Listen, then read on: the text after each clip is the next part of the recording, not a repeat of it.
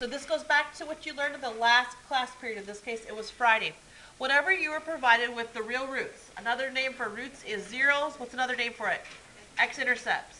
When you're provided with the x-intercepts, the real roots, or the zeros, those are all interchangeable terms, and you're given at least one random point on the parabola, you will refer to this equation.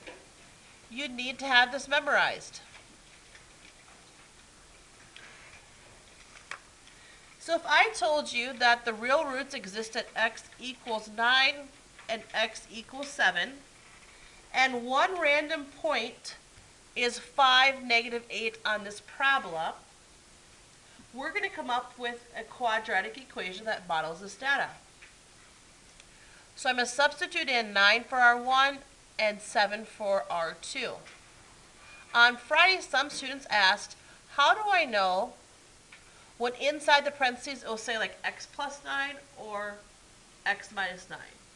Well, you always do x subtract whatever this number is. But if this number happened to be negative, then two negatives would make a positive. We don't have a situation in that case. Here's your x value. I'm now going to substitute 5 in for the x's and negative 8 in for the y.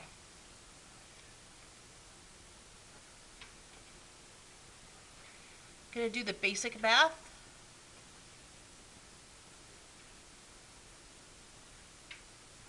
Two negatives multiplied make a positive, and a equals -1.